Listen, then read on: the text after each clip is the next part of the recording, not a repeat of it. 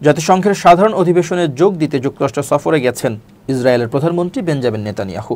তার এ সফরকে ঘিরে হাজারো মানুষ শুক্রবার নিউ ইয়র্ক সিটিতে রাস্তায় নেমে বিক্ষোভ করেন। বিক্ষোভকারীরা টাইমস স্কয়ারে সমবেত হন, যেখানে তারা ফিলিস্তিনের পতাকা ওড়ান, কেফিয়ে স্কার্ফ পরেন এবং ফ্রি প্যালেস্টাইন, গাজাকে অনাহারে মেরো না, অস্ত্র নিষেধাজ্ঞা চাই এখনই, এমন বিভিন্ন স্লোগান লেখা ব্যানার বহন করেন।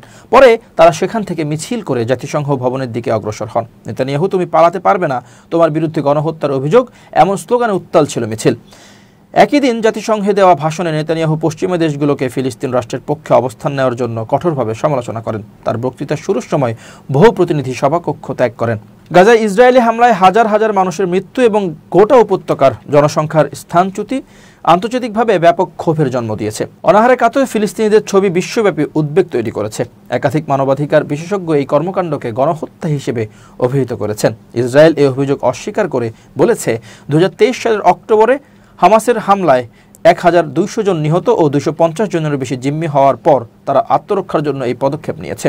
এদিকে নেতানিয়াহুর ঘনিষ্ঠ মিত্র ডোনাল্ড ট্রাম্প যুক্তরাষ্ট্রে প্রো প্যালেস্টাইন বিক্ষোভের বিরুদ্ধে কঠোর অবস্থান নিয়েছেন। তিনি বিক্ষোভকারীদের গ্রেপ্তার এবং কিছু ক্ষেত্রে বিতরণের উদ্যোগও নিয়েছেন।